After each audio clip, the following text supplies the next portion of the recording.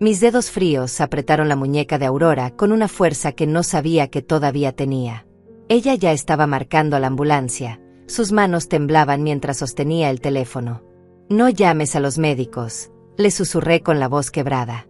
Sus ojos se llenaron de lágrimas. Pensaba que estaba delirando, que la agonía me había vuelto loca. «Antonia, por favor, te estás muriendo», sollozó. 3 días sin medicinas, 3 días sin agua, tirada en esta cama sintiendo como mi cuerpo se apagaba segundo a segundo. Pero no podía dejar que llamara. Todavía no. «Mira debajo de la cómoda», le dije. Cada palabra me costaba un esfuerzo sobrehumano. «Vas a entender por qué ellos pronto estarán suplicándome por misericordia». Aurora me miró aterrada, confundida. ¿Misericordia? ¿De qué estaba hablando? Yo estaba muriendo y hablaba de venganza. Debió pensar que había perdido la razón. Pero obedeció. Se arrodilló frente a esa cómoda antigua, la misma que había estado ahí durante 3 años sin que nadie le prestara atención. Sus manos buscaron debajo, tanteando la oscuridad del espacio estrecho entre los cajones y el suelo. Y entonces sus dedos tocaron algo. La escuché jadear. Escuché el sonido de papel, de cosas arrastrándose contra la madera. No podía ver su cara desde donde estaba, pero imaginé su expresión cuando comenzó a entender. Cuando las piezas empezaron a encajar. «Dios mío», susurró. Solo eso. «Dios mío». Yo cerré los ojos, dejando que una sonrisa diminuta se formara en mis labios agrietados y sangrantes. Mi hijo Eduardo y su esposa Ángela pensaban que me habían matado. En este preciso momento estaban en algún lugar del Caribe, bebiendo cócteles bajo el sol, riendo, tomándose fotografías para sus redes sociales, completamente libres de la carga que yo representaba. La nota que dejaron todavía estaba sobre la mesa de la cocina. Yo la había visto cuando todavía podía arrastrarme, cuando mis piernas todavía respondían antes de que la deshidratación y la falta de insulina me dejaran paralizada. «Resuelve tus problemas sola. Necesitamos vacaciones lejos de tu drama constante». Esas palabras. Ese desprecio helado escrito con la letra perfecta de Ángela. Sabían que soy diabética. Sabían que sin insulina mi cuerpo colapsa. Sabían que 3 días es exactamente el tiempo que toma para que alguien como yo comience a morir lentamente. Y se fueron de todos modos. No. Espera. Se fueron precisamente por eso. Pero déjame regresar al principio. Déjame contarte cómo una mujer de 62 años terminó tirada en una cama, abandonada por su propia sangre, pero sonriendo porque sabía algo que ellos ignoraban. Algo que iba a destrozar sus vidas perfectas en pedazos tan pequeños que nunca podrían recomponerlas. Hace 3 años toqué la puerta del apartamento de mi hijo. Era una mañana fría de octubre. Yo llevaba 2 maletas gastadas y la mejor actuación de mi vida preparada. Cuando Eduardo abrió, vio a su madre destrozada. Lágrimas reales corriendo por mis mejillas. Manos temblorosas. Voz quebrada. «Hijo, lo perdí todo. La empresa quebró. Los bancos se llevaron la casa. No me queda nada. Puedo quedarme contigo solo unos meses». Vi cómo su rostro se descomponía. Vi el pánico en sus ojos. Ángela apareció detrás de él con esa expresión que llegué a conocer tan bien. Asco mezclado con fastidio. Ellos acababan de mudarse a ese apartamento hermoso. 3 habitaciones, ventanas enormes, pisos relucientes. Era su nido perfecto. Y ahí estaba yo, la madre arruinada, pidiendo asilo. Eduardo no podía decir que no. No con los vecinos mirando desde sus puertas. No con su madre llorando en el pasillo. «Claro, mamá. Siempre tendrás un lugar aquí». Mentiroso. Vi la verdad en sus ojos incluso mientras pronunciaba esas palabras huecas. Me dieron la habitación más pequeña. Un cuarto que usaban como bodega. Tuve que mover cajas durante horas para hacer espacio. El colchón era viejo y olía a humedad. No había closet, solo un perchero de metal oxidado. Colgué mis 5 vestidos y 2 pantalones ahí. Todo mi guardarropa aparente. Todo lo que una anciana arruinada podía permitirse. Ángela dejó las reglas claras desde el primer día. «Solo hasta que te recuperes, Antonia». «Nunca, mamá». Siempre Antonia, escupiendo mi nombre como si fuera veneno. Yo asentía, sumisa, agradecida, haciendo mi papel de mujer derrotada a la perfección. Las primeras semanas fueron incómodas pero soportables. Eduardo intentaba ser amable. Preguntaba por mi día. Compartíamos algunas cenas donde conversábamos. Ángela se mantenía distante pero civilizada. Yo observaba. Tomaba notas mentales. Estudiaba cada gesto, cada palabra, cada mirada que intercambiaban cuando pensaban que no estaba prestando atención. Pasó un mes.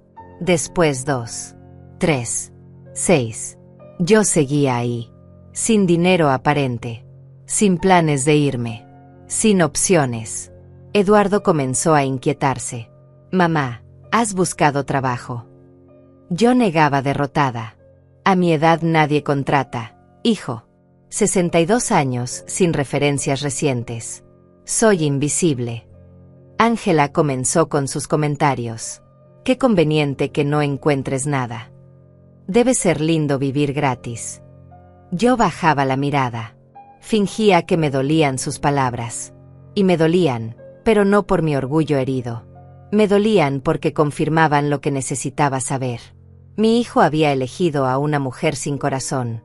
Y él mismo estaba volviéndose igual a ella. Entonces llegaron las tareas. Antonia, ya que estás aquí, lava los platos. Al principio eran peticiones. Después órdenes. Antonia, limpia el baño. Antonia, plancha esta ropa. Antonia, tenemos invitados mañana, prepara comida para 12 personas. Me convertí en la empleada doméstica. Peor, en la sirvienta. Sin sueldo, sin días libres, sin respeto. Y yo lo permitía. Cada mañana me levantaba a las 6. Preparaba el desayuno de Eduardo. Limpiaba el apartamento completo mientras ellos trabajaban. Lavaba montañas de ropa. Planchaba. Cocinaba. Cuando ellos regresaban por la noche, la cena estaba lista. La mesa puesta. Yo comía de pie en la cocina mientras ellos disfrutaban en el comedor. Nunca me preguntaban cómo estaba. Nunca me incluían. Yo era un mueble. Un objeto útil que realizaba funciones necesarias, pero que nadie quería ver realmente. Los insultos comenzaron sutiles. Antonia, esa comida está desabrida. No puedes limpiar mejor. Después se volvieron crueles. Ángela me llamaba estorbo frente a sus amigas. Mi suegra, la que vive de nuestra caridad. Reían. Eduardo no la detenía. A veces hasta sonreía incómodo, como si yo fuera el chiste. Como si mi humillación fuera entretenimiento. Pasaron meses así. Yo limpiando, cocinando, sirviendo. Ellos disfrutando, despreciando, olvidando que alguna vez fui algo más que un estorbo en su vida perfecta. Recuerdo una noche en particular. Habían pasado ya 18 meses desde que toqué su puerta. Ángela organizó una cena con sus compañeras de trabajo. 8 mujeres elegantes, vestidas con ropa cara, maquillaje impecable, riendo y bebiendo vino mientras yo servía los platos que había pasado todo el día preparando. Entrada, plato fuerte, postre, todo hecho por mis manos. Cuando terminaron, Ángela ni siquiera me miró. Antonia, recoge esto y lava todo antes de irte a dormir. Y trata de no hacer ruido, algunas de nosotras tenemos que trabajar mañana. Sus amigas rieron. Una de ellas, una mujer de cabello largo y oscuro, dijo en voz alta, «¿Qué suerte tienes, Ángela? Empleada gratis que vive aquí». Más risas. Yo recogí los platos en silencio. Mis manos temblaban, pero mi rostro permanecía neutral. Sumiso. Derrotado. Pasé 3 horas limpiando esa cocina mientras ellas seguían riendo en la sala. Cuando finalmente me arrastré a mi habitación pasada la medianoche, escuché a Ángela decirle a Eduardo, «Tu madre es patética. ¿Cuánto tiempo más vamos a cargar con ella?» Eduardo respondió algo que no pude escuchar completamente, pero capté las palabras hogar de ancianos y deshacernos. Me acosté en ese colchón horrible y miré el techo. Sonreí en la oscuridad. Perfecto. Todo estaba saliendo exactamente como lo había planeado. Verás, necesitaba que me odiaran. Necesitaba que me vieran como una carga insoportable. Necesitaba que sus verdaderos colores salieran a la superficie sin ninguna duda. Porque yo no era una anciana arruinada. Nunca lo fui. La empresa no quebró. Los bancos no se llevaron mi casa. Cada centavo de mi fortuna seguía intacto, creciendo en cuentas que ellos jamás imaginaron que existían. Yo había sido empresaria durante 35 años. Bienes raíces. Propiedades comerciales en 3 ciudades diferentes. Edificios de apartamentos. Locales comerciales. Cuando me retiré 5 años atrás, mi patrimonio neto superaba los $8 millones. 8 millones que Eduardo creía que se habían evaporado en malas inversiones y deudas. 8 millones que en realidad seguían generando ingresos pasivos cada mes mientras yo fingía no tener ni para comprar un par de zapatos nuevos. ¿Por qué lo hice? Esa es la pregunta que Aurora me hizo cuando finalmente pudo hablar después de ver lo que había debajo de esa cómoda. Te lo diré. Mi esposo murió hace 6 años. Jorge, el amor de mi vida, el padre de Eduardo. Cuando él murió, algo cambió en mi hijo. O tal vez siempre fue así y yo estaba demasiado ciega para verlo. Eduardo comenzó a visitarme con más frecuencia. Demasiada frecuencia. Siempre preguntando por mis finanzas. Por mis propiedades. Por mi testamento. Mamá, ¿ya actualizaste el testamento después de la muerte de papá? Mamá, ¿tienes todo en orden por si algo te pasa? Al principio pensé que era preocupación genuina. Un hijo cuidando de su madre viuda. Pero después conoció a Ángela. Y todo empeoró. Ella lo envenenó. O tal vez solo sacó a la luz lo que ya estaba ahí. La avaricia. El egoísmo. La falta absoluta de empatía. Empezaron a presionarme para vender propiedades. Mamá, ese edificio en el centro es demasiada responsabilidad para ti. Véndelo y disfruta el dinero. Mamá, deberías simplificar tu vida, liquidar activos, poner todo en una cuenta simple que podamos ayudarte a manejar. Podamos. Como si mi dinero ya fuera de ellos. Como si yo fuera demasiado senil para entender que querían tener acceso a todo antes de que yo muriera. Entonces contraté a Elías, un investigador privado que me había ayudado años atrás con problemas de inquilinos conflictivos. Le pedí que investigara a Eduardo y Ángela. Discreta pero profundamente. Lo que descubrió me destrozó el corazón, pero también me abrió los ojos. Eduardo tenía deudas. Muchas deudas. Tarjetas de crédito maxeadas. Un préstamo personal de $40,000 que había tomado para el enganche del apartamento. Ángela gastaba como si el dinero creciera en árboles. Ropa de diseñador. Restaurantes caros. Viajes. Todo en crédito. Todo esperando que yo muriera pronto para heredar y saldar sus cuentas. Pero lo peor vino después. Elías encontró conversaciones. Mensajes entre Eduardo y Ángela donde hablaban de mí como si fuera un obstáculo. No puede vivir mucho más.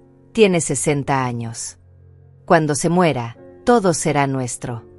Ojalá se apurara. Necesitamos ese dinero ahora. Leí esos mensajes en la oficina de Elías. Lloré. No las lágrimas falsas que derramé en la puerta de Eduardo. Lloré de verdad.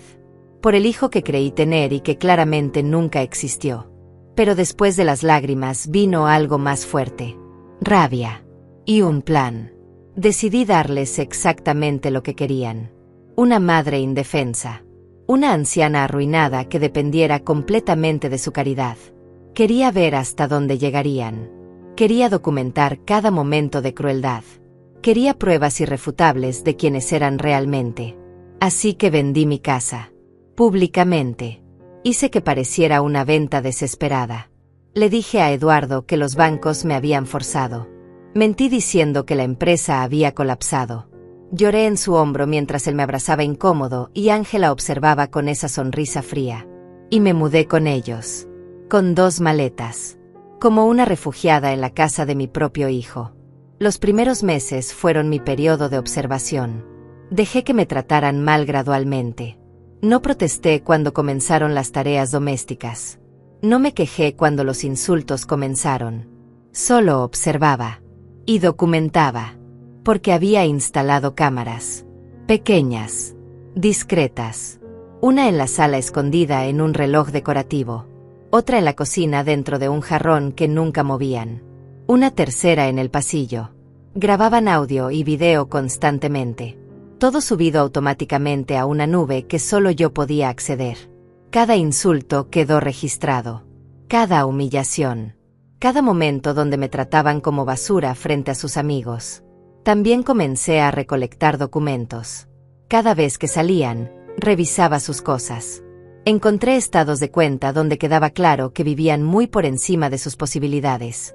Encontré correos donde Eduardo había contactado abogados preguntando sobre herencias y testamentos. Encontré búsquedas en el historial de Ángela sobre cómo declarar a alguien incompetente mentalmente y cuánto tarda un juicio de tutela. Ellos estaban planeando algo. No solo esperar mi muerte. Estaban considerando tomar control legal de mi vida. Declararme incapaz. Internarme en algún lugar horrible mientras ellos disfrutaban de mi dinero. Fotografié todo. Copié todo. Lo guardé todo en esa cómoda que nunca revisaban porque ¿para qué? Yo era solo la anciana patética que dormía ahí. Pero el verdadero golpe maestro vino hace 6 meses. Descubrí que habían ido más allá de solo desearme muerta. Habían comenzado a robar. Pequeñas cantidades al principio. Yo tenía una cuenta bancaria que ellos conocían. Una cuenta con apenas $5,000 que mantenía para gastos personales mínimos. Creyeron que era todo lo que me quedaba. Eduardo convenció a un empleado del banco de darle acceso. No sé cómo lo hizo, supongo que falsificó mi firma. Comenzó a retirar dinero. 500 aquí, 300 allá. Pensó que yo no me daría cuenta. Pensó que era demasiado tonta o demasiado derrotada para revisar mis estados de cuenta. Pero yo revisaba todo. Documenté cada retiro no autorizado. Guardé los recibos. Tomé capturas de pantalla. Y no dije nada. Dejé que siguieran robando. Dejé que se hundieran más y más profundo en su propio abismo. Hace 3 meses las cosas escalaron de una manera que ni siquiera yo anticipé. Estaba limpiando el estudio de Eduardo, ese cuarto que él usaba como oficina en casa. Siempre me prohibían entrar ahí, pero ese día Ángela me ordenó limpiar cada rincón del apartamento porque vendrían sus padres de visita. Mientras pasaba el trapo por su escritorio, vi un folder abierto. No pude evitar mirar. Eran documentos legales. Mi nombre estaba por todas partes. Sentí que el corazón se me detenía cuando comencé a leer. Era un testamento. Mi testamento. O al menos eso decía el encabezado. Pero yo nunca había firmado ese documento. Nunca había visto a ese abogado cuyo nombre aparecía al final. La fecha era de hace 4 meses. Según ese papel, yo dejaba absolutamente todo a Eduardo. Propiedades, cuentas bancarias, inversiones, todo. Y había una firma al final que se suponía era mía. Me temblaron tanto las manos que casi dejé caer los papeles. Tomé fotografías con mi teléfono celular viejo, ese que ellos creían que apenas sabía usar. Cada página, cada línea. Especialmente esa firma falsificada. La habían practicado bien. Se parecía mucho a la mía. Pero yo conozco mi propia firma. Los pequeños detalles que nadie más notaría. La curva específica de la A en Antonia. El lazo en la T. Esto era falso. Y ellos lo habían preparado esperando el momento perfecto para usarlo. Esa noche fingí estar enferma durante la cena. Dolor de cabeza, dije. Me retiré temprano a mi cuarto y desde ahí los escuché hablar. Las paredes eran delgadas y ellos no se molestaban en bajar la voz. Pensaban que yo ya estaba dormida. ¿Cuándo vamos a hacerlo? Esa era la voz de Ángela. Todavía no. Necesitamos esperar el momento correcto, respondió Eduardo. Ya llevamos casi 3 años con ella aquí. No aguanto más. Es insoportable. Lo sé, amor. Pero si lo hacemos muy pronto, puede levantar sospechas. Necesitamos que parezca natural. ¿Natural? ¿Cómo va a parecer natural? No se está muriendo. Hubo un silencio largo. Después Eduardo habló de nuevo, más bajo, pero igual lo escuché. Ella es diabética. Depende de su insulina diaria. Si algo pasara, si olvidáramos sus medicinas en un viaje, por ejemplo. No terminó la frase. No necesitaba hacerlo. Ángela se rió. Una risa fría que me heló la sangre. Eres brillante. Pero tiene que ser convincente. Tiene que parecer un accidente. Negligencia en el peor de los casos, no algo intencional. Por eso necesitamos estar lejos cuando pase. Un viaje. Algo donde quede claro que no podíamos ayudarla aunque quisiéramos. Mi hijo. Mi único hijo. El bebé que cargué 9 meses. El niño que crié, que alimenté, que cuidé cuando estuvo enfermo. El mismo que había llorado en mi regazo cuando su padre murió. Ese hombre estaba planeando mi muerte. Activamente. Calculadamente. Por dinero que ni siquiera sabía que yo tenía. Me quedé despierta toda la noche. Llorando en silencio. Procesando. Pero también planeando. Porque ahora no se trataba solo de documentar su crueldad. Se trataba de sobrevivir. Y de asegurarme de que pagaran por esto. Llamé a Elías al día siguiente desde un teléfono público. Ya no confiaba en que mi celular fuera seguro. Le conté todo. El testamento falso. La conversación que había escuchado. Sus planes de dejarme morir. Elías se quedó en silencio por un largo momento. Antonia, esto es intento de asesinato premeditado. Tienes que ir a la policía ahora. No, le dije. Todavía no tengo suficiente. Ellos pueden negar todo. Decir que escuché mal. Que estoy senil. Que invento cosas. Necesito más pruebas. Necesito que realmente lo intenten. ¿Estás loca? ¿Quieres que te dejen morir? No voy a morir. Pero necesito que crean que pueden matarme. Necesito que den ese paso. Es la única forma de destruirlos completamente. Elías pensó que había perdido la razón. Tal vez tenía razón. Pero yo ya había llegado demasiado lejos. 3 años de humillación. 3 años documentando cada abuso. No iba a desperdiciar todo eso. Iba a llevar esto hasta el final. Las semanas siguientes fueron una tortura psicológica. Sabiendo que ellos esperaban el momento perfecto para dejarme morir. Viéndolos planear. Eduardo investigaba cruceros. Ángela buscaba ofertas de viajes al Caribe. Hablaban de eso constantemente como si yo no existiera. Necesitamos unas vacaciones, decía Ángela. Lejos de todo. Sin preocupaciones. Me miraba cuando decía eso. Sus ojos brillaban con algo oscuro. Expectativa. Emoción incluso. Yo seguía con mi rutina. Limpiando. Cocinando. Sirviendo. Siendo la anciana invisible. Pero ahora cada movimiento era calculado. Contacté a mi abogado real. Tadeo. Un hombre de 68 años que había manejado mis asuntos legales durante décadas. Le expliqué la situación. Le mostré las fotografías del testamento falso. Su rostro se puso rojo de la indignación. Antonia, esto es fraude. Falsificación de documentos.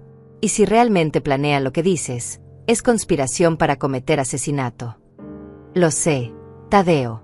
Por eso necesito que prepares documentos reales. Un testamento verdadero donde los desherede completamente. Y necesito que esté fechado y firmado ante notario esta misma semana. Si algo me pasa, todo va a fundaciones de caridad. Ellos no van a ver ni un centavo. Tadeo preparó todo. Firmé ante 3 testigos en su oficina. Hicimos copias certificadas. Una quedó en su caja fuerte. Otra en un banco. Y una tercera la guardé debajo de esa cómoda en mi habitación, junto con todo lo demás. También actualicé los beneficiarios de mis seguros de vida. $500,000 que Eduardo esperaba heredar ahora irían directamente a instituciones que ayudaban a ancianos abandonados. La ironía no se me escapaba. Mientras tanto, seguí recolectando evidencia. Las cámaras seguían grabando. Capturaron una conversación particularmente incriminatoria donde Ángela le decía a Eduardo, 3 días sin insulina. Eso es todo lo que necesitamos. Después llamamos a los servicios de emergencia, fingiendo preocupación. Diremos que olvidamos sus medicinas por accidente. Que pensamos que ella las había empacado. Eduardo asintió. Y para entonces ya será demasiado tarde. Muerte por negligencia. Trágico pero no criminal. Exacto. Y con el testamento que preparamos, todo pasa a tus manos inmediatamente. Tenía todo eso grabado. video y audio cristalinos. Suficiente para enviarlos a prisión por años. Pero yo quería más. Quería que lo intentaran realmente. Quería que cruzaran esa línea de la que no habría retorno. Entonces, hace 2 semanas, anunciaron el viaje. Un crucero de lujo por el Caribe. 15 días. Salían en 3 días. Ángela estaba eufórica. Eduardo nervioso pero determinado. «Mamá, nos vamos de vacaciones», me dijo durante la cena. Como si esperara que yo reaccionara con alegría por ellos. «Qué lindo, hijo. Lo merecen», respondí con mi voz sumisa. Ángela sonrió. Esa sonrisa de tiburón que conocía tan bien. «Sí, necesitamos tiempo para nosotros. Sin distracciones. Sin responsabilidades». Me miró directamente cuando dijo eso. Sin responsabilidades. Yo era la responsabilidad de la que querían liberarse. «Estarán bien sin mí por 2 semanas», dije bajando la mirada. «Ya soy lo suficientemente grande para cuidarme sola». «Por supuesto que sí, mamá», dijo Eduardo. Pero sus ojos decían otra cosa. Decían que no esperaba que yo estuviera viva cuando regresaran. Los días previos al viaje fueron extraños. Ellos actuaban casi amables. Como si ya hubieran ganado. Como si yo ya estuviera muerta y solo faltaba la formalidad de esperar que mi cuerpo se diera cuenta. Empacaron maletas. Compraron ropa nueva. Hablaban del barco, de las excursiones, de las playas. Yo preparaba sus comidas y limpiaba como siempre. Pero también preparaba mi propia trampa. La noche antes de que se fueran, revisé todo una última vez. Las cámaras funcionaban perfectamente. Los documentos estaban seguros debajo de la cómoda. Tadeo tenía instrucciones claras de lo que debía hacer si yo no lo contactaba en exactamente 5 días. Había hablado con Aurora, mi vecina, días atrás. Le di una llave de emergencia. «Si no me ves en 3 días, por favor entra a revisar», le pedí. Ella me miró preocupada. «¿Estás bien, Antonia? ¿Pasa algo?» «Solo es precaución. A mi edad, nunca se sabe». Aurora aceptó la llave. Era una mujer buena. De esas que cada vez quedan menos en el mundo. Durante estos 3 años había sido la única que tocaba mi puerta para ofrecerme café o simplemente conversar. Ella había visto cómo Eduardo y Ángela me trataban. Nunca dijo nada directamente, pero sus ojos reflejaban lástima cada vez que me veía cargando bolsas de compras mientras ellos pasaban a mi lado sin ayudarme. Esa noche cené sola en la cocina como siempre. Eduardo y Ángela salieron a celebrar. Un restaurante caro donde gastarían dinero que no tenían en una tarjeta de crédito que ya estaba al límite. Regresaron pasada la medianoche, riendo, tropezando un poco. Habían bebido. Los escuché pasar frente a mi puerta sin siquiera mirar hacia mi habitación. Sin despedirse. Sin decir que se iban en la mañana. Para ellos, yo ya era un fantasma. Me desperté a las 5 de la mañana. Escuché movimiento en el apartamento. Maletas rodando. Voces bajas. La puerta principal abriéndose y cerrándose. Esperé 10 minutos en silencio absoluto. Después me levanté y salí de mi habitación. El apartamento estaba vacío. Caminé hasta la cocina. Y ahí estaba. La nota. Sobre la mesa, junto al salero. Un papel blanco doblado con mi nombre escrito afuera con la caligrafía perfecta de Ángela. La abrí. «Resuelve tus problemas sola. Necesitamos vacaciones lejos de tu drama constante». Eso era todo. Ni siquiera fingieron preocupación. Ni un número de emergencia. Ni información del hotel o del crucero. Nada. Solo ese mensaje frío y calculado. Miré alrededor del apartamento. Mi insulina estaba en el refrigerador. Ellos lo sabían. Sabían exactamente dónde estaba. Habían vivido conmigo 3 años viendo cómo me inyectaba cada mañana después del desayuno. Sabían que sin esa insulina, mi cuerpo comenzaría a colapsar en 24 horas. Que en 3 días estaría al borde de la muerte. Y se fueron de todos modos. Dejándome ahí. Esperando regresar y encontrar un cadáver. Respiré profundo. Era hora de comenzar. Tomé mi dosis de insulina como cada mañana. Después guardé el frasco en un lugar que solo yo conocía. detrás de los libros viejos en la estantería de mi habitación, donde ellos jamás mirarían si alguien investigaba. Necesitaba que pareciera que no había tenido acceso a mis medicinas. Bebí agua. Mucha agua. Comí un desayuno ligero. Necesitaba mantener mi fuerza el mayor tiempo posible. Después me acosté en mi cama y comencé a esperar. El primer día fue fácil. Me mantuve en mi habitación. Salí solo para ir al baño y beber más agua en secreto. Me aseguré de tirar la basura de forma que quedara claro que no había comido. Dejé platos sucios en el fregadero de días anteriores. Quería que cuando Aurora entrara, la escena fuera convincente. Una anciana abandonada. Sin comida. Sin agua aparente. Sin medicinas.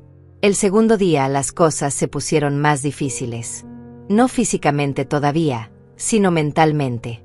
La soledad del apartamento era opresiva. Cada sonido me sobresaltaba. Cada crujido de las tuberías. Cada portazo en el pasillo. Me pregunté si estaba haciendo lo correcto. Si no había llevado las cosas demasiado lejos. Pero después recordaba la conversación que había escuchado. Si olvidáramos sus medicinas en un viaje. La risa fría de Ángela. El testamento falsificado. Los 3 años de humillación. Y sabía que tenía que seguir adelante. El tercer día comencé mi actuación final. Dejé de beber agua en secreto. Dejé de comer. Necesitaba que mi cuerpo mostrara signos reales de deshidratación. Necesitaba verme genuinamente enferma cuando Aurora entrara. Me acosté en la cama y simplemente esperé. Las horas pasaban lentamente. Sentía la boca seca. La cabeza comenzaba a dolerme. No era peligroso todavía, no realmente, porque había estado cuidándome los días anteriores. Pero era suficientemente incómodo para que mi cuerpo reaccionara. Mi piel se veía pálida. Mis labios se agrietaron. Calculé cada detalle. Aurora entraría probablemente en la tarde. Ella trabajaba medio tiempo en una floristería y terminaba su turno alrededor de las 3. Si yo había hecho las cuentas correctamente, y siempre las hacía bien, ella tocaría mi puerta primero. Después usaría la llave al no recibir respuesta. Y entonces encontraría la escena que yo había preparado meticulosamente. A las 3:30 escuché su voz. «Antonia, ¿estás ahí?» Toquidos en la puerta. Más fuertes. «Antonia, voy a entrar. Está bien».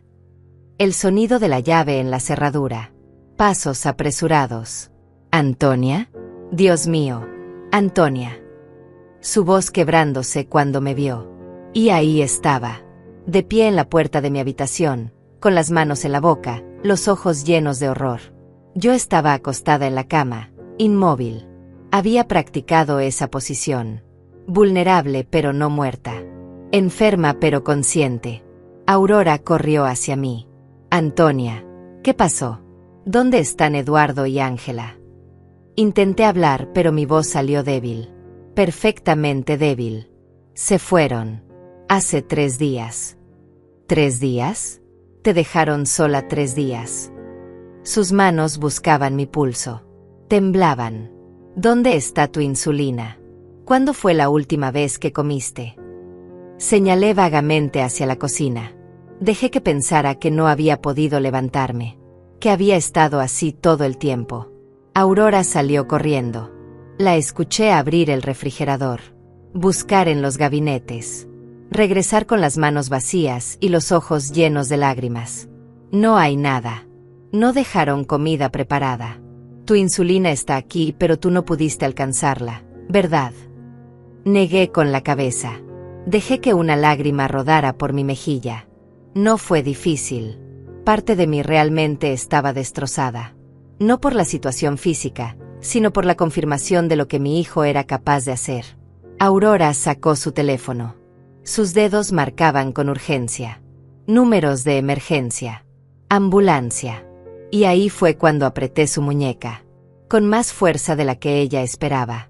Con la fuerza de alguien que no estaba tan débil como aparentaba. «No llames a los médicos». Ella me miró confundida. Asustada. «Antonia, estás delirando. Necesitas ayuda ahora. Escúchame». Mi voz sonó más clara ahora. más firme. Hay algo que necesitas ver primero. Algo que cambiará todo. ¿De qué hablas? Estás muriendo. No estoy muriendo. Pero ellos querían que muriera. Y necesito que entiendas por qué. Aurora seguía sin comprender. La confusión en su rostro era genuina. Mira debajo de la cómoda, le dije. Vas a entender por qué ellos pronto estarán suplicándome por misericordia. Ella dudó. El teléfono todavía en su mano. El número de emergencia a medio marcar. Pero algo en mi voz la detuvo. Tal vez la claridad repentina. Tal vez la certeza. Se arrodilló frente a la cómoda lentamente. Sus manos tantearon debajo. Y sacó el primer sobre. Lo abrió. Sus ojos comenzaron a moverse rápidamente sobre las páginas. Después sacó el segundo. El tercero. Las fotografías. Los documentos bancarios. Las transcripciones de las conversaciones grabadas. El testamento falso con mi firma falsificada. El testamento real donde los desheredaba. Cada pieza de evidencia que había recolectado durante 3 años. Su rostro pasó por una docena de expresiones. Shock. Incredulidad. Horror. Rabia. Dios mío. Su voz era apenas un susurro. Dios mío, Antonia. Esto es, ellos planearon. No pudo terminar la frase. Planearon matarme, terminé la frase por ella.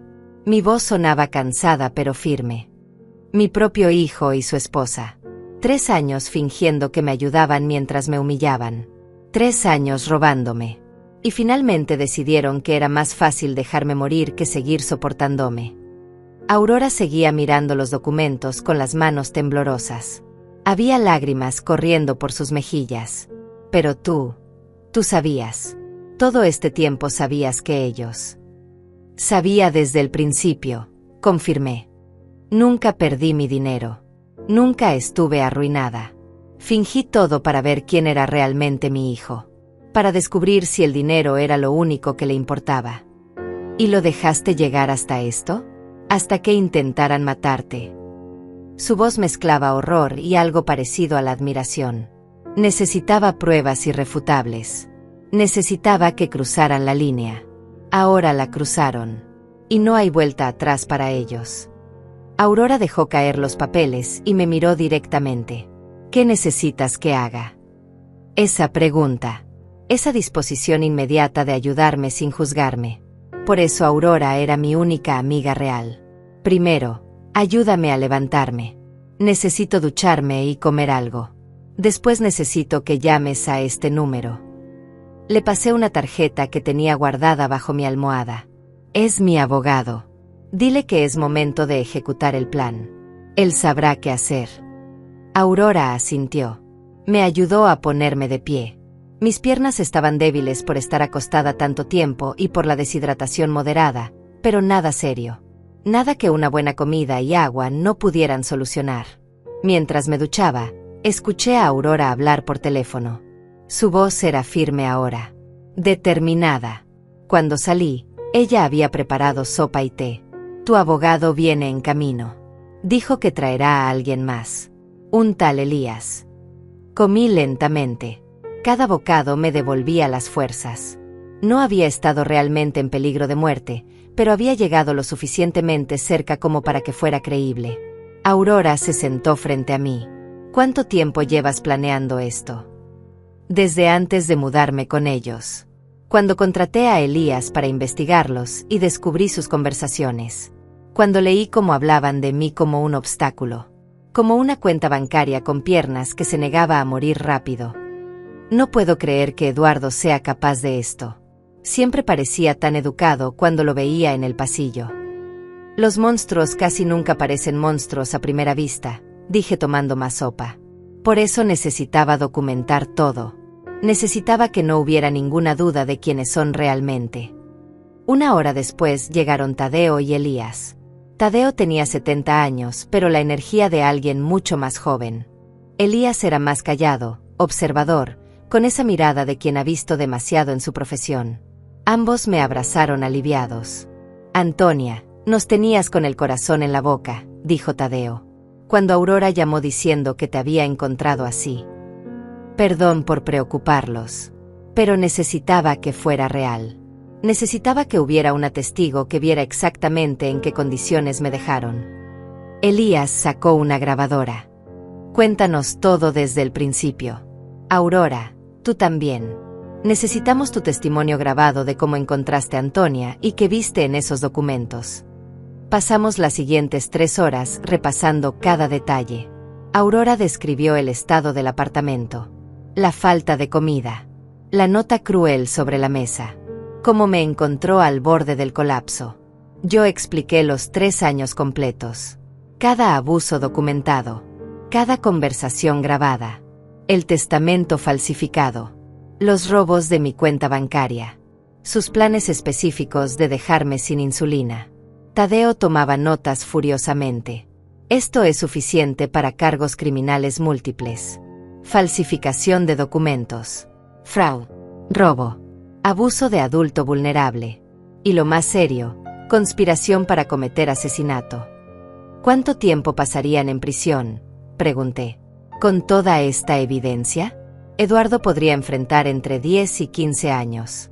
Ángela lo mismo o más, dependiendo de quién inició qué parte del plan. Elías intervino. También tengo algo más. Seguí investigando después de nuestra última conversación. Sacó una carpeta de su maletín. Ángela tiene un historial. Esto no es la primera vez que hace algo así.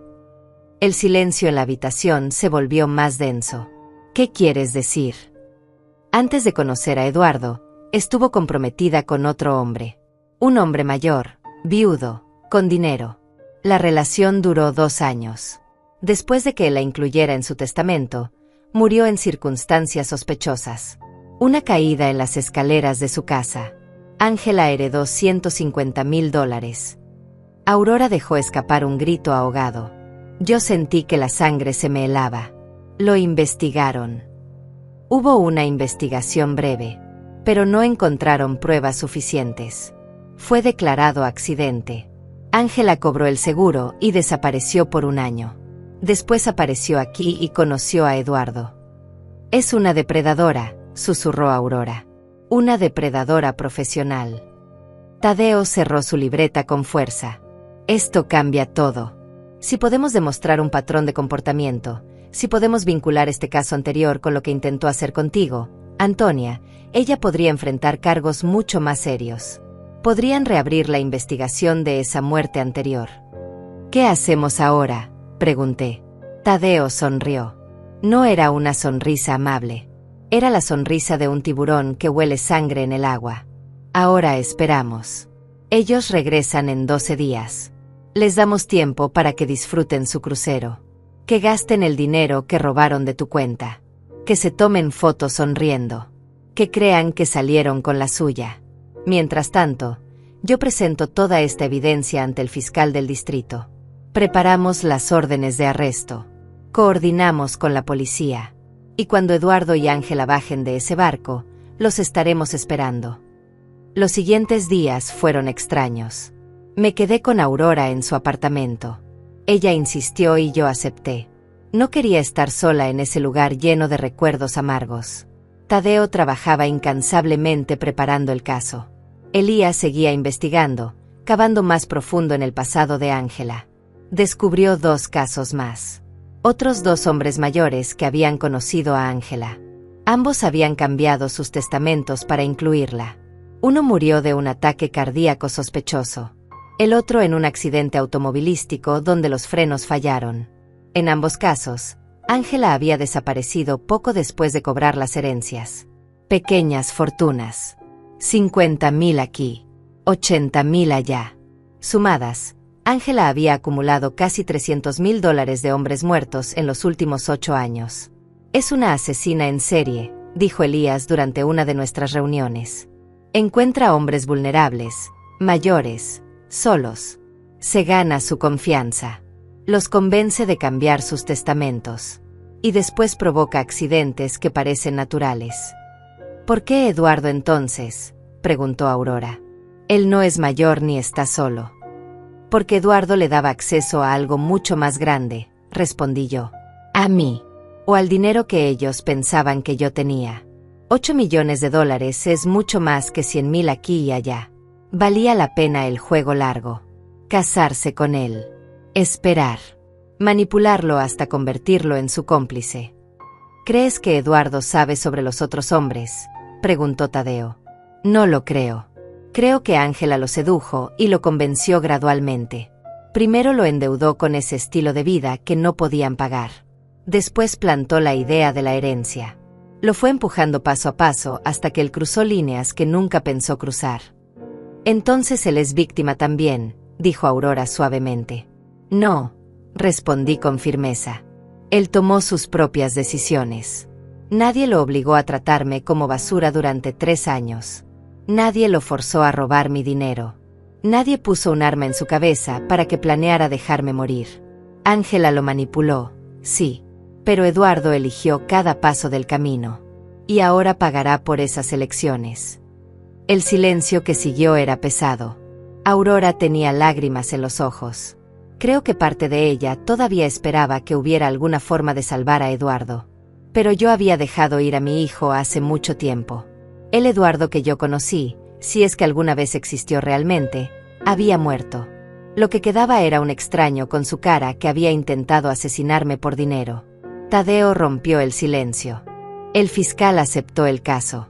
Está revisando toda la evidencia. Las grabaciones son sólidas.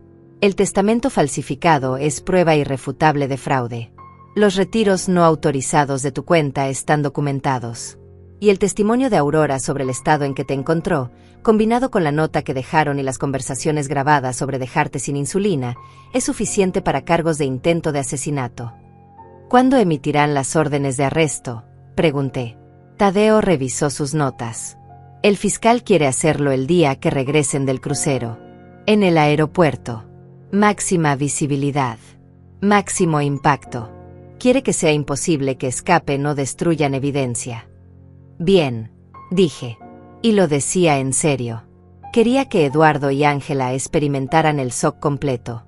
Que pasaran de la euforia de unas vacaciones perfectas, creyendo que habían salido con la suya, a encontrarse esposados y leyéndole sus derechos. Quería que ese contraste los destrozara. Elías agregó algo más. También contacté a los medios. Discretamente. Cuando los arresten, habrá cámaras. Esta historia va a ser grande. Mujer mayor fingiendo pobreza para exponer a su hijo y su nuera como ladrones y asesinos frustrados. Es el tipo de historia que se vuelve viral. Aurora me miró preocupada. ¿Estás segura de que quieres eso? La exposición pública. Todo el mundo sabrá tu historia. Eso es exactamente lo que quiero, respondí. Quiero que todos sepan quiénes son. Quiero que sus amigos lo vean. Sus familias. Sus empleadores.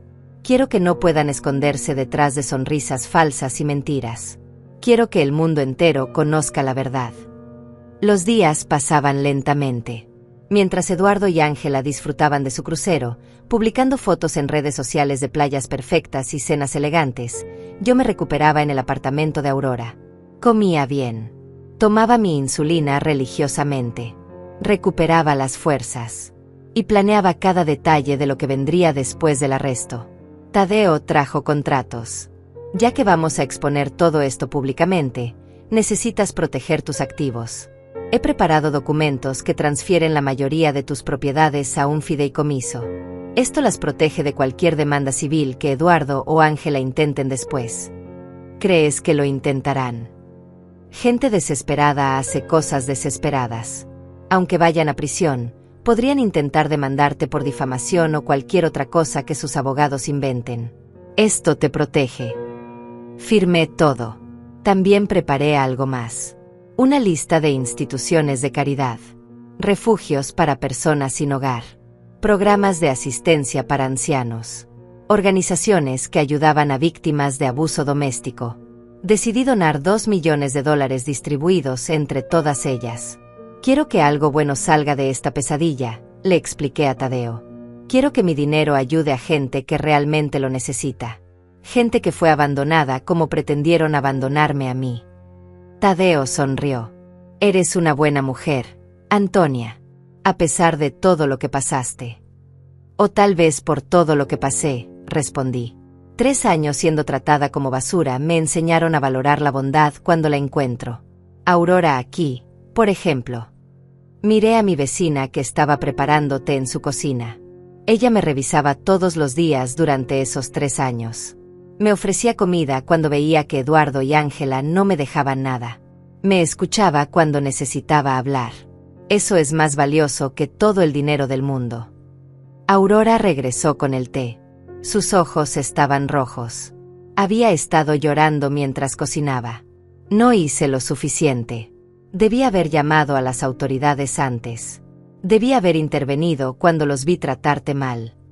No, dije tomando su mano. Hiciste exactamente lo que necesitaba. Me diste dignidad cuando ellos me la quitaban. Me recordaste que todavía era humana cuando ellos me trataban como un objeto. Y cuando llegó el momento crucial, estuviste ahí. Eres la única razón por la que este plan funcionó. Pasamos esa tarde hablando. Le conté a Aurora cosas que nunca le había contado a nadie. Sobre mi matrimonio con Jorge. Sobre cómo construimos nuestro negocio desde cero. Sobre los primeros años de Eduardo cuando era un niño dulce y cariñoso. ¿Qué crees que cambió?, preguntó Aurora. ¿Cuándo se volvió así? No estoy segura de que cambiara, admití.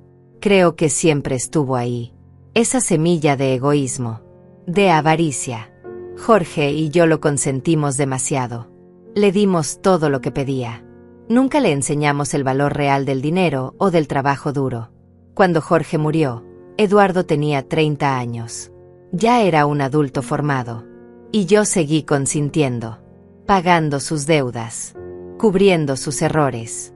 Tal vez si hubiera sido más dura con él antes. No puedes culparte por cómo resultó tu hijo. No me culpo. Pero tampoco puedo ignorar mi parte. Lo hice débil. Dependiente. Y cuando Ángela apareció, él ya estaba listo para ser manipulado por alguien más fuerte que él. El día 11 llegó. Eduardo y Ángela regresaban mañana. Tadeo llamó con actualizaciones. Todo está listo. Las órdenes de arresto están firmadas. La policía estará en el aeropuerto. He coordinado con 3 medios de comunicación que estarán ahí también. Cuando bajen del avión, será un circo.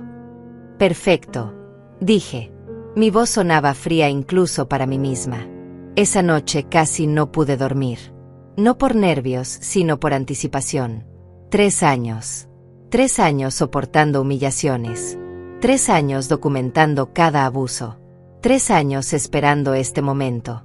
Y finalmente había llegado. Me levanté temprano. Me arreglé con cuidado. Me puse un vestido color perla que había comprado años atrás. Me maquillé. Me peiné. Quería verme bien. Fuerte. Nada de la anciana derrotada que Eduardo y Ángela creían conocer. Aurora me miró sorprendida. Te ves hermosa. Me veo como lo que soy. Una mujer que no se dejó destruir. Tadeo y Elías llegaron a las 9 de la mañana. El vuelo de Eduardo y Ángela aterrizaba a las 11. Teníamos tiempo. ¿Quieres ir al aeropuerto?, preguntó Tadeo. Puedes ver el arresto en persona. Lo consideré. Parte de mí quería estar ahí. Ver sus caras cuando entendieran que todo había terminado. Pero otra parte, la parte más madura y cansada, solo quería que terminara. No, decidí. No necesito verlo. Solo necesito saber qué sucedió. Nos quedamos en el apartamento de Aurora. Tadeo tenía contacto directo con el detective a cargo del caso. A las 11:15, su teléfono sonó. Todos nos quedamos inmóviles. Tadeo contestó. Sí. Entiendo. Perfecto. Gracias. Colgó y nos miró. Aterrizaron. La policía está en posición. Los siguientes 20 minutos fueron eternos. Aurora apretaba mi mano. Elías miraba su reloj constantemente.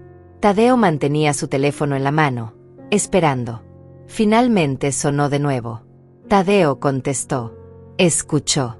Su expresión no cambiaba, pero sus ojos se iluminaron. Excelente.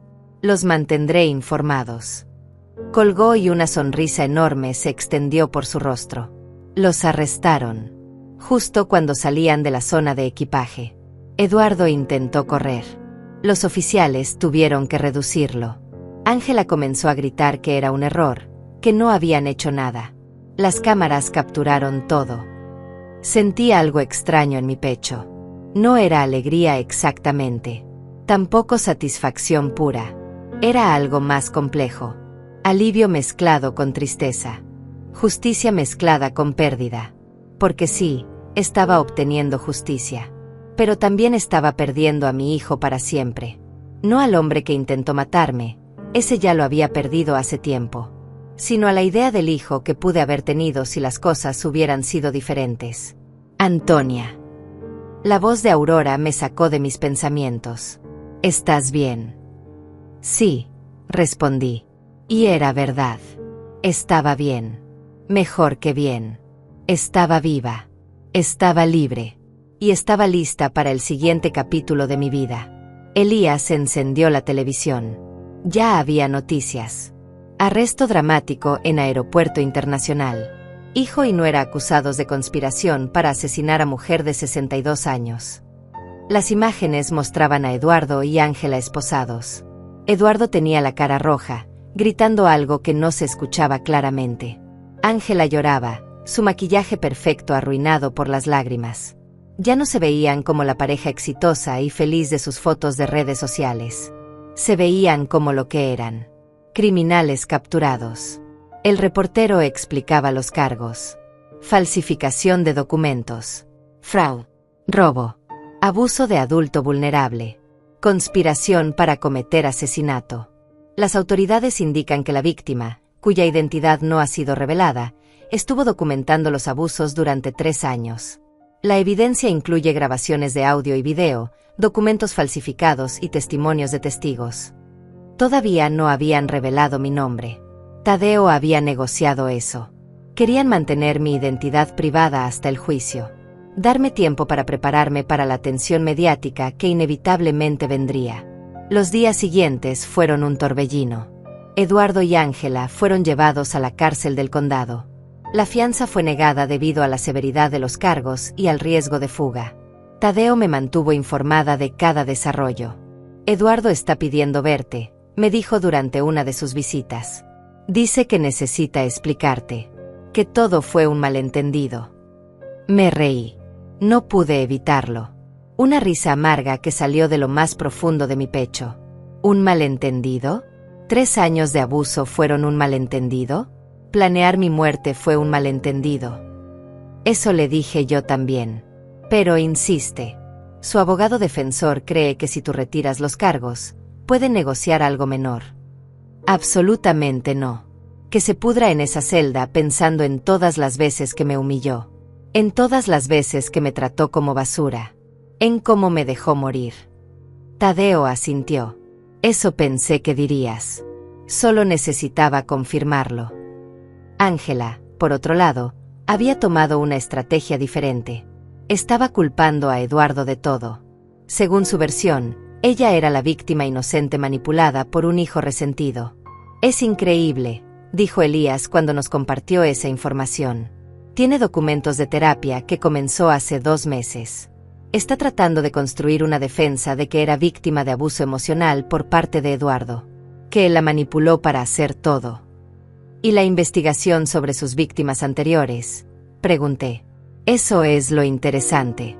Su abogado está peleando para que esa información no sea admitida.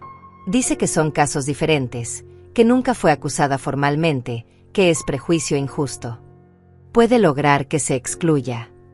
Es posible. Pero tenemos suficiente evidencia en este caso específico para condenarla sin necesidad de mencionar a los otros hombres. Aunque sería útil establecer un patrón. Mientras tanto, la historia había explotado en los medios. Aunque mi identidad seguía protegida, los detalles del caso eran públicos. Programas de noticias debatían sobre abuso de ancianos. Redes sociales estaban llenas de opiniones. Algunos apoyaban mi decisión de documentar todo. Otros me criticaban por haberlo planeado tan fríamente. Debió haber ido a la policía de inmediato, decían algunos comentaristas. Jugó con su propia vida por venganza. Esos comentarios me molestaban, pero también los entendía. Era fácil juzgar desde afuera. Fácil decir qué debía haber hecho cuando no habían vivido 3 años de humillación sistemática. Cuando no habían escuchado a su propio hijo planear su muerte. Aurora me defendía ferozmente en conversaciones con vecinos y conocidos. Ustedes no estaban ahí. No vieron cómo la trataban. Antonia hizo lo que tenía que hacer para sobrevivir y obtener justicia. Un día, aproximadamente 2 semanas después del arresto, recibí una carta. Era de la madre de Ángela. La reconocí por el remitente. Nunca la había conocido en persona. Ángela había mantenido a su familia lejos durante todo el tiempo que estuvo con Eduardo. Ahora entendía por qué. La carta decía: Señora Antonia, mi nombre es Julieta. Soy la madre de Ángela. Vi las noticias. Vi de lo que acusan a mi hija. Necesito que sepa que lo siento profundamente. No sé qué le pasó a Ángela. La crié con valores. Le enseñé a respetar a los mayores. Pero hace años se alejó de la familia. Cortó contacto. Ahora entiendo por qué. Ella no quería que supiéramos lo que estaba haciendo. Si hay algo que pueda hacer, si mi testimonio puede ayudar de alguna manera, estoy dispuesta. Mi hija necesita pagar por lo que hizo. Y después necesita ayuda.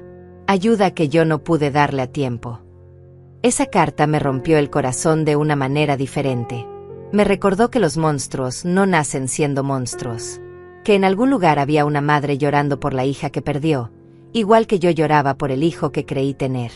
Le respondí a Julieta. Le agradecí su valentía al contactarme. Le dije que no era su culpa.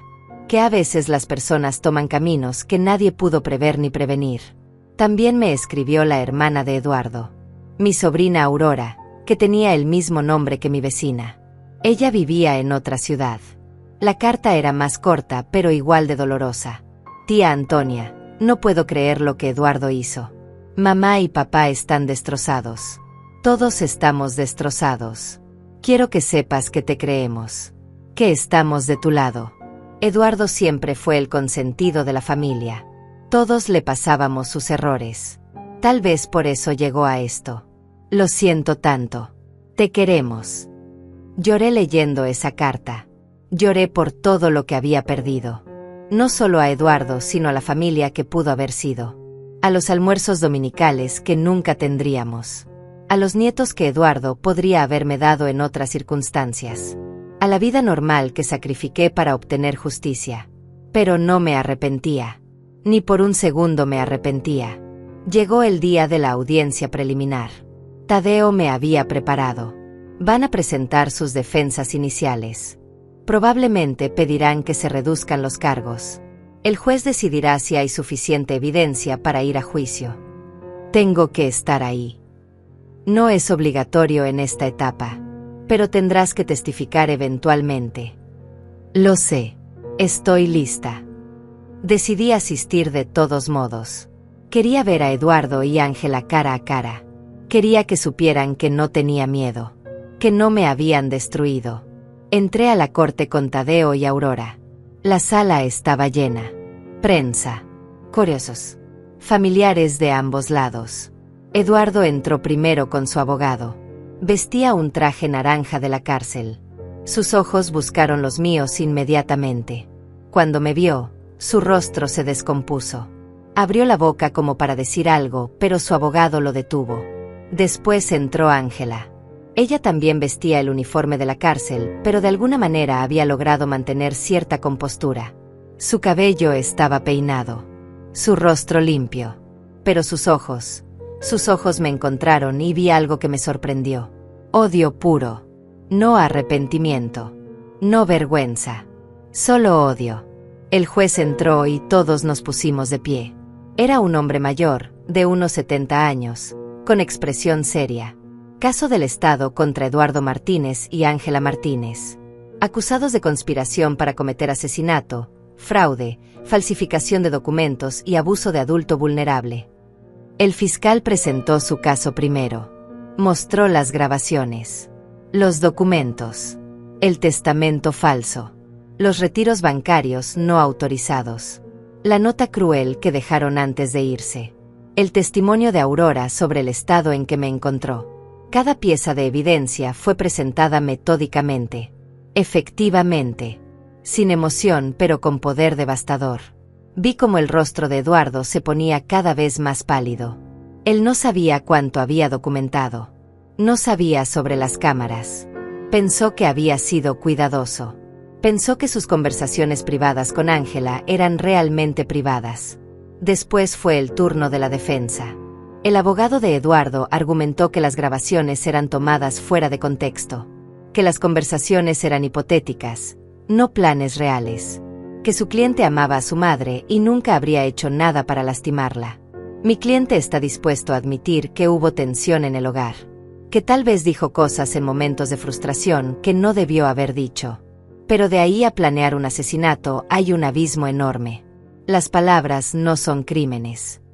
El abogado de Ángela fue más agresivo. Atacó mi credibilidad. La supuesta víctima en este caso admite haber fingido ser pobre durante 3 años. Admite haber instalado cámaras secretas en el hogar de mi clienta sin su conocimiento. Admite haber manipulado deliberadamente la situación para provocar una reacción. Esta no es una víctima inocente. Esta es una mujer con recursos significativos que jugó un juego peligroso con la vida de su propia familia. Me sentí furiosa escuchándolo. Estaba pintándome como la villana. Como si yo hubiera forzado a Eduardo y Ángela a robarme. Como si yo hubiera forzado a planear mi muerte. Pero Tadeo me había advertido que esto pasaría. Van a atacarte, me había dicho. Van a tratar de hacerte ver como manipuladora o vengativa. No dejes que te afecte. La evidencia habla por sí misma. Y tenía razón. Porque después de escuchar ambos lados, el juez habló. He revisado la evidencia presentada. Las grabaciones son claras. Los documentos son irrefutables. El testimonio del testigo es creíble.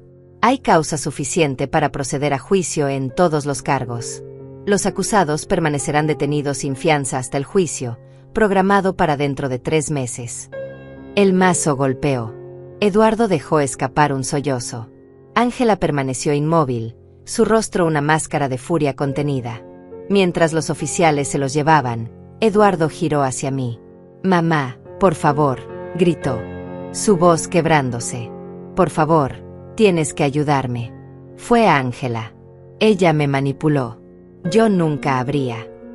Los guardias lo arrastraron antes de que pudiera terminar. Ángela no dijo nada. Solo me miró con esos ojos llenos de odio hasta que desapareció por la puerta. Salí de la corte sintiéndome extrañamente vacía. Había esperado sentir triunfo, victoria, pero solo sentía cansancio.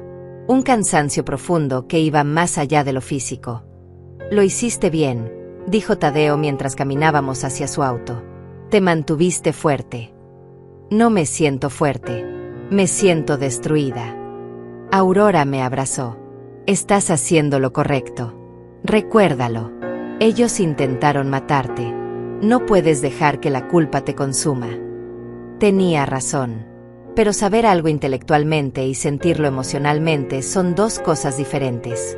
Esa noche, de vuelta en el apartamento de Aurora, recibí una llamada de un número desconocido. Dudé antes de contestar. «Hola. Señora Antonia, mi nombre es Javier. Soy periodista de investigación. Estoy trabajando en una historia sobre su caso y me gustaría entrevistarla». «No estoy interesada», respondí inmediatamente. Entiendo su reticencia. Pero creo que su historia podría ayudar a otras personas en situaciones similares. Abuso de ancianos es un problema enorme que no recibe suficiente atención. Su valentía al documentar todo podría inspirar a otros a buscar ayuda. Pensé en eso. En todas las personas mayores que estaban siendo abusadas en este momento. En silencio. Con miedo. Sin saber qué hacer. «Déjeme pensarlo», dije finalmente. «Le daré mi respuesta en unos días». Hablé con Tadeo sobre la entrevista. «Es tu decisión», me dijo. «Legalmente no hay problema. El caso ya es público. Pero una vez que des tu cara y tu nombre completo, no hay vuelta atrás. Toda tu vida será examinada. Tus finanzas. Tu pasado. Todo. ¿Y si eso ayuda a que alguien más encuentre el valor para salvarse? Entonces será algo increíblemente noble de tu parte. Decidí hacerlo. Le dije a Javier que aceptaba la entrevista con una condición: que parte del enfoque fuera educativo, que explicara las señales de abuso, los recursos disponibles, cómo documentar apropiadamente, cómo buscar ayuda. La entrevista fue programada para 2 semanas después. Javier vino al apartamento de Aurora con un camarógrafo. Era un hombre de unos 40 años, de expresión amable pero ojos agudos que parecían ver más de lo que la gente decía. Señora Antonia, gracias por confiar en mí con su historia. Asentí. Me había arreglado cuidadosamente. Quería verme como lo que era: una sobreviviente, no una víctima. La entrevista duró 3 horas. Javier me hizo preguntas sobre todo. Mi relación con Eduardo desde que era niño. Cómo cambió después de la muerte de Jorge. El momento en que decidí fingir mi ruina. Los 3 años de documentación. El plan final. Y cómo me sentía ahora. Destrozada pero libre, respondí honestamente. Perdí a mi hijo. Pero gané mi vida. Y gané el conocimiento de que nunca más permitiré que nadie me trate como menos de lo que soy. ¿Alguna vez considera que tal vez fue demasiado lejos? ¿Qué arriesgó demasiado con su propia vida? Esa pregunta me molestó. ¿Demasiado lejos?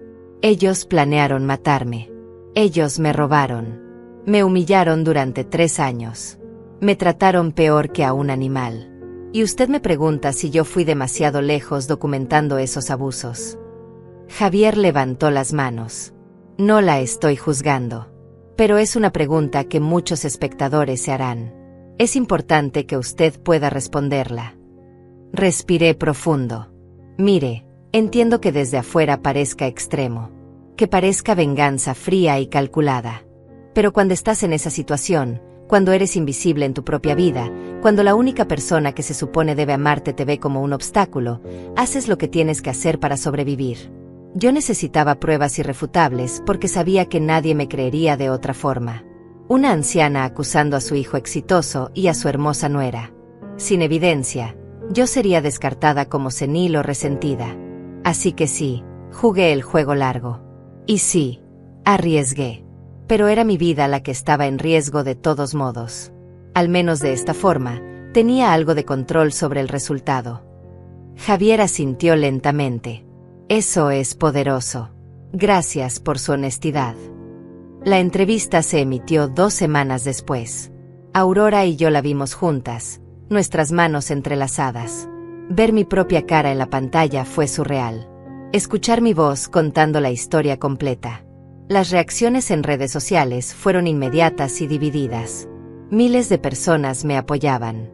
Me llamaban heroína, inspiración, ejemplo de fuerza. Pero también había críticas. Gente que me llamaba manipuladora. Que decía que yo había provocado todo. Que debía haberme ido de la casa de Eduardo si era tan mala. Como si fuera tan simple. Como si tuviera a dónde ir en su narrativa de mi vida. Pero la mayoría de los mensajes eran de apoyo. Y algunos eran de personas compartiendo sus propias historias. Ancianos siendo abusados por sus familias. Personas que se sentían atrapadas. Sin opciones. Sin voz. Su historia me dio valor para denunciar a mi hija, escribió una mujer de 70 años. Llevo 5 años siendo su ATM personal. Pensé que era mi obligación porque ella es mi sangre. Pero usted me hizo ver que el abuso es abuso, sin importar quién lo cometa. Esos mensajes hicieron que todo valiera la pena. Cada lágrima. Cada noche sin dormir.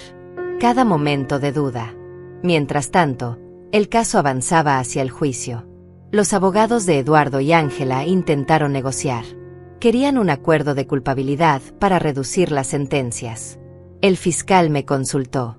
¿Puedo conseguir que Eduardo admita culpabilidad en los cargos menores a cambio de retirar el cargo de conspiración para asesinato?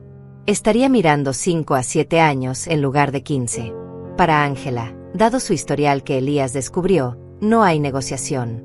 Ella va a juicio completo. ¿Y qué pasa con toda la evidencia si Eduardo toma un acuerdo? Aún se usa contra Ángela. Su acuerdo incluiría testificar contra ella. Pensé en eso.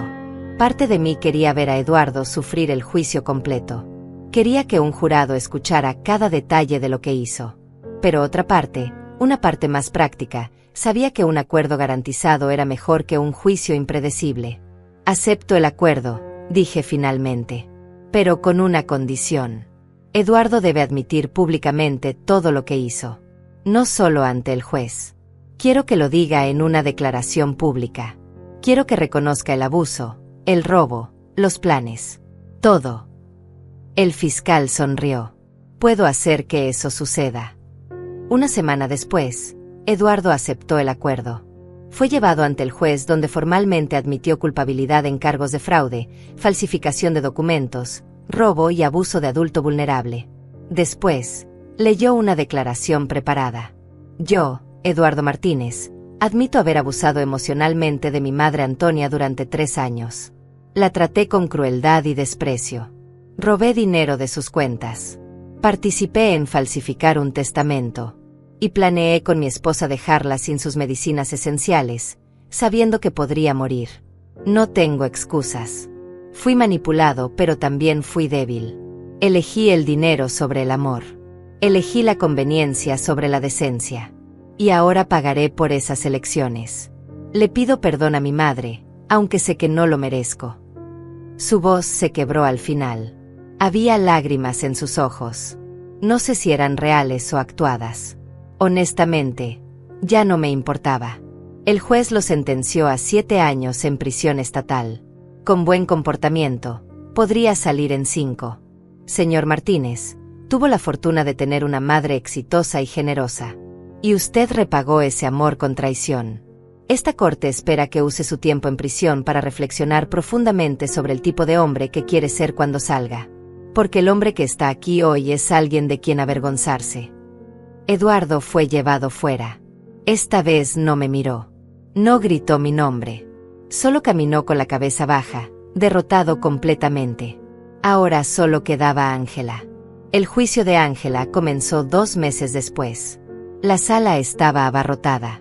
Más prensa que en cualquier audiencia anterior. El caso había captado atención nacional después de mi entrevista.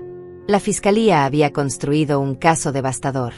No solo presentaron toda la evidencia relacionada conmigo, sino que lograron que el juez permitiera información sobre las muertes sospechosas anteriores. 3 hombres. 3 herencias. 3 muertes convenientes. El patrón era imposible de ignorar. El primer día del juicio, Ángela entró vestida con un traje gris modesto. Su cabello recogido. Maquillaje mínimo. Su abogado claramente la había preparado para verse como una víctima, no como una depredadora. Pero cuando sus ojos encontraron los míos, vi la verdad. Ese odio puro que no podía esconder completamente. Yo fui llamada a testificar en el segundo día.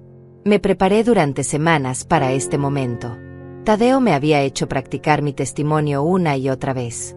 Cuando me senté en el estrado y juré decir la verdad, sentí los ojos de todos en la sala sobre mí. El fiscal comenzó con preguntas básicas. Mi edad. Mi relación con Eduardo. Cómo llegué a vivir con ellos. Después entramos en los detalles. Señora Antonia, ¿puede describir cómo la trataban Eduardo y Ángela durante esos 3 años? Respiré profundo. Me trataban como empleada doméstica. Limpiaba, cocinaba, lavaba su ropa. Nunca me pagaron. Nunca me agradecieron. Comía mis alimentos de pie en la cocina mientras ellos disfrutaban en el comedor. Ángela me llamaba estorbo frente a sus amigas. Eduardo permitía cada humillación sin defenderme nunca. ¿Y las conversaciones que grabó? ¿Puede decirnos qué escuchó? Los escuché planear mi muerte. Específicamente discutiendo cómo dejarme sin insulina durante un viaje. Cómo podían hacerlo parecer un accidente. Una negligencia en el peor de los casos. Calcularon exactamente cuánto tiempo les tomaría. 3 días, dijeron. 3 días sin insulina y yo estaría muerta o tan cerca que no importaría. El silencio en la sala era absoluto. ¿Y cuando ellos se fueron de viaje? ¿Qué hicieron? Dejaron una nota, fría y cruel, diciéndome que resolviera mis problemas sola. No me dejaron números de contacto. No me dijeron dónde estarían. Solo se fueron, sabiendo perfectamente que soy diabética y que necesito insulina diaria para sobrevivir. ¿Por qué no llamó a emergencias inmediatamente? Esta era la pregunta clave, la que podía hacerme ver manipuladora si no respondía correctamente. Porque durante 3 años había documentado abuso emocional, palabras crueles, humillaciones. Pero sabía que eso no era suficiente para cargos criminales serios. Necesitaba que intentaran realmente hacerme daño. Necesitaba que cruzaran esa línea para que no hubiera duda de sus intenciones. Así que esperé, bajo supervisión médica indirecta y con un plan de seguridad. Esperé hasta que Aurora me encontrara en el estado que ellos esperaban que estuviera, muerta o muriendo. ¿Estuvo alguna vez en peligro real de morir? Estuve incómoda, deshidratada moderadamente, pero nunca en peligro real porque había tomado precauciones. Tenía mi insulina escondida. Había comido y bebido en secreto los primeros días. El tercer día dejé que mi cuerpo mostrara signos reales de enfermedad, pero siempre con control. El abogado de Ángela se levantó durante el contrainterrogatorio. Señora Antonia, ¿es verdad que usted es millonaria? Sí. ¿Y es verdad que fingió ser pobre durante 3 años? Correcto. ¿Y es verdad que instaló cámaras secretas en el hogar de mi clienta sin su conocimiento ni consentimiento? Era mi propio hogar también. Y sí, instalé cámaras. ¿No le parece que eso es invasión de privacidad? No cuando esas cámaras documentaron un crimen.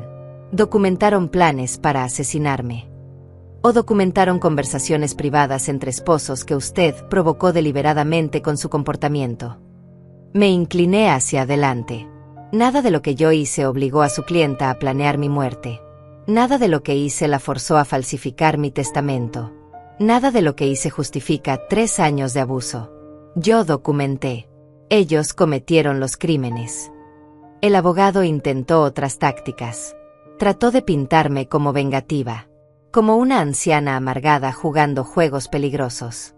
Pero cada vez que lo intentaba, la evidencia lo desmentía.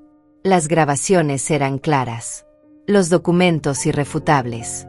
El testimonio de Aurora devastador. Después fue el turno de Eduardo. Él había aceptado testificar contra Ángela como parte de su acuerdo. Cuando subió al estrado, lucía demacrado. La prisión lo había cambiado. O tal vez era la culpa. Señor Martínez, ¿puede decirnos cómo comenzó su relación con la acusada? Eduardo habló con voz apagada.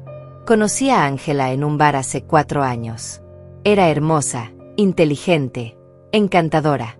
Me enamoré rápidamente. ¿Cuándo comenzó a hablar sobre su madre? Después de algunos meses. Yo le conté que mi madre era exitosa, que tenía propiedades, dinero. Ángela parecía muy interesada en esos detalles. Preguntaba mucho sobre la herencia, sobre el testamento de mamá. ¿Y cuándo comenzaron a planear hacerle daño? Eduardo cerró los ojos. Fue gradual.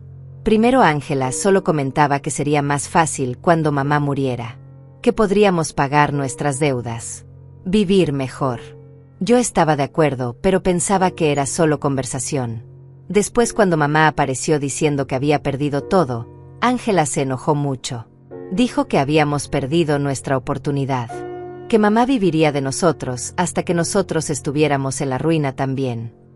Fue idea de Ángela falsificar el testamento. Sí, ella conocía a alguien que podía hacerlo. Un falsificador profesional. Me convenció de que era solo precaución. Que si algo le pasaba a mamá, al menos estaríamos protegidos financieramente. Y el plan de dejarla sin insulina. La voz de Eduardo se quebró. Eso fue todo Ángela. Ella lo planeó en detalle. Calculó los tiempos. Dijo que teníamos que estar lejos cuando pasara. Que teníamos que tener coartada perfecta. Yo estuve de acuerdo. Dios me perdone, estuve de acuerdo. Después vinieron los expertos. Un investigador forense que analizó las muertes anteriores conectadas a Ángela. Un psicólogo que habló sobre el patrón de comportamiento de depredadores financieros. un especialista en fraude que explicó el testamento falsificado. Cada testimonio construía un caso más fuerte. Finalmente, Ángela decidió testificar en su propia defensa. Fue un error. Su abogado claramente trató de detenerla, pero ella insistió. Cuando subió al estrado, mantuvo esa compostura fría. Señorita Ángela, ¿planeó usted asesinar a Antonia? No. Todo esto es un malentendido terrible. Eduardo estaba resentido con su madre. Yo solo trataba de apoyar a mi esposo. Durante el contrainterrogatorio, el fiscal la destrozó.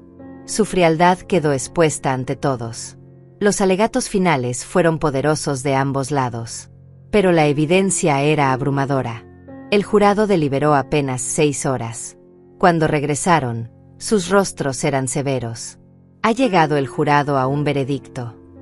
Sí, su señoría. En el cargo de conspiración para cometer asesinato, ¿cómo encuentra al acusado? Culpable. En el cargo de fraude. Culpable. Falsificación. Culpable. Cada cargo. Culpable. Culpable. Culpable. Ángela permaneció inmóvil. Ni una lágrima. Ni una reacción. Solo ese odio frío en sus ojos cuando me miró una última vez. La sentencia llegó 2 semanas después. El juez no tuvo piedad. Señorita Ángela, usted es un peligro para la sociedad. Ha mostrado un patrón de depredación que abarca años. Esta corte la sentencia a 25 años en prisión estatal sin posibilidad de libertad condicional durante 15 años. 25 años. Ella tenía 32. Saldría a los 57 si sobrevivía.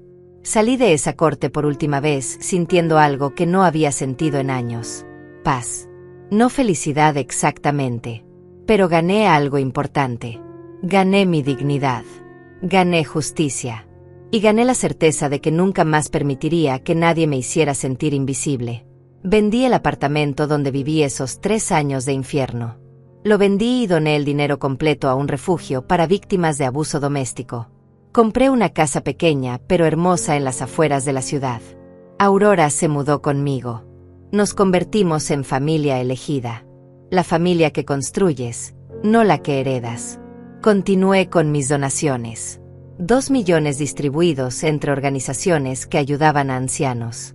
Establecí una fundación con mi nombre que ofrece ayuda legal gratuita a personas mayores que enfrentan abuso familiar. Eduardo cumple su sentencia en una prisión a 3 horas de aquí. Nunca lo he visitado. Tal vez algún día lo haré. Tal vez cuando salga en 5 años podremos tener algún tipo de conversación. Pero no será la relación de madre e hijo que pudo haber sido. Eso murió hace mucho tiempo. Ahora, a mis 65 años, vivo una vida que nunca imaginé. Tranquila pero significativa. Rodeada de personas que me valoran. Aurora y yo tomamos café cada mañana en nuestro jardín. Hablamos de todo y nada. Reímos. A veces lloramos. Pero siempre nos recordamos que sobrevivimos. Esta es mi historia. La historia de una mujer que fue subestimada, abusada, casi asesinada.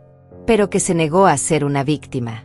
Que documentó cada crimen. Que esperó el momento perfecto. Y que finalmente obtuvo la justicia que merecía.